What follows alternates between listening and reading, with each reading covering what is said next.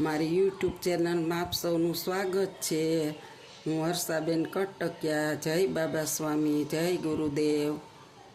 આજે આપણે બનાવવાના છીએ ચોળી બટેકાનું શાક। એને માટે આપણે એક મોટું બટેટું ઝીણું સુધાર લીધું, 500 ગ્રામ ચોળી છે, 3 નાના નાના ટમેટા સુધાર્યા છે અને આદુ અને લસણની પેસ્ટ બનાવી છે। તો હવે આપણે ગેસ સર્વ કરીશું। આપણે ગેસ ચાલુ કરી દીધો છે। હવે આપણે આમાં તેલ નાખીશું। મોટા મોટા 2 પાવડા આપણે તેલ નાખી દીધું।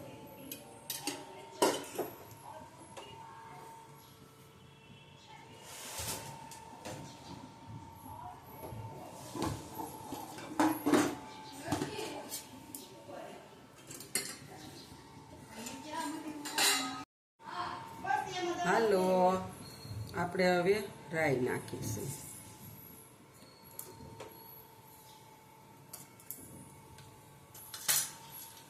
રાઈ નાખીશું, જીરું નાખીશું।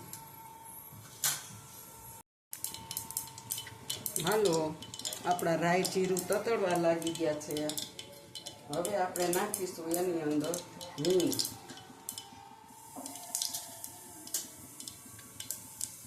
એમાં આપણે હિંગ નાખી છે।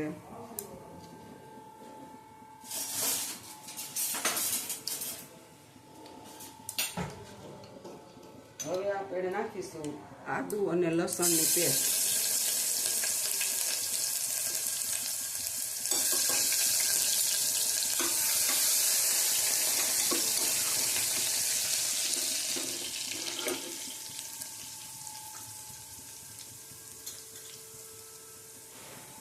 હવે આપણે 1 ચમચી શેકેલો ચણાનો લોટ નાખી દેશું।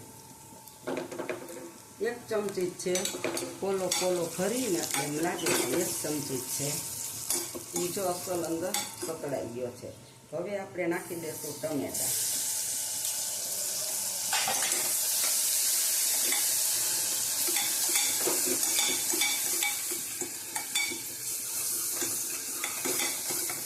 મસ્ત સુગંધ આવે છે, આદુ લસણની પેસ્ટ અને તો બહુ મસ્ત આવે। તો જો તમે જોઈ શકો છો કે આપણે કેવી રીતે બનાવીએ। હવે આપણે એની અંદર નાખી દેવું હળદર પાવડર, ધાણા જીરું પાવડર,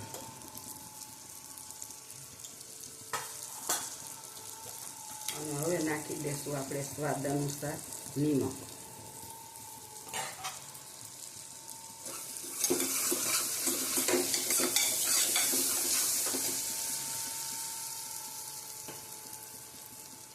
અને હવે આપણે નાખીશું એમાં લસણવાળી ચટણી ખાંડેલી તીખી।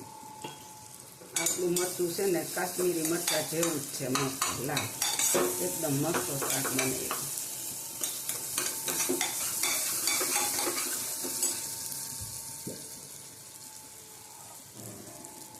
આપણો મસાલો ન બળે ને એટલે આપણે 1 ટીપું પાણી નાખી દઈશું, એટલે લસણની ચટણી છે ને જે એ અસલ ગળી જાય અંદર। આપણો મસાલો પકડી ગયો છે। હવે આપણે નાખી દઈશું અંદર આ શાક।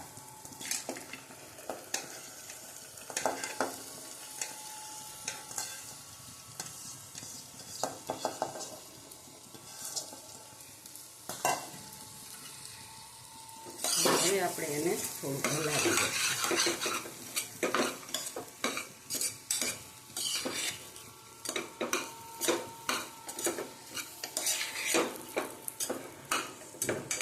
શાક મસ્ત કલર પકડી ગયું છે। આપણે તીખું વધારે ઓછું કરી શકો તમે જો વધારે તીખું ખાવા માંગતા હો તો તમે વધારે ચટણી નાખી શકો, પણ આપણે જેટલું ખાઈએ એટલું ચટણીનું માપ આપણી રીતે રાખવાનું। હવે આપણે ટમેટા નાખ્યા છે એટલે થોડીક ખાંડ નાખશું બેલેન્સ કરવા પૂરતી।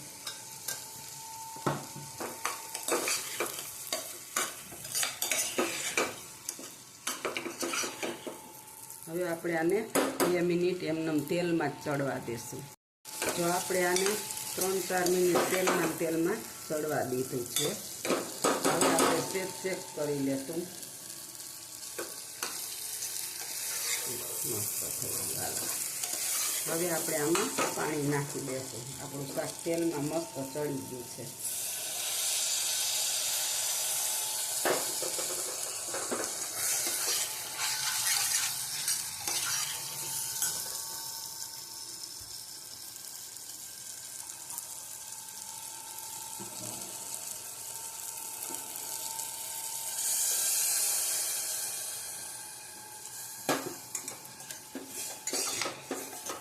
આપણે ચોળી અને બટેટા ડૂબે ને એટલું પાણી નાખ્યું છે, જો તમે જોઈ શકો છો.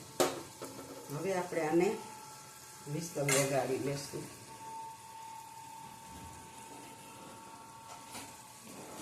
હવે આપણે કુકરનું ઢાંકણું બંધ કરી દઈશું.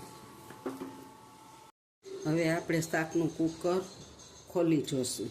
હજી તો ગેસ બહુ સીટીમાં.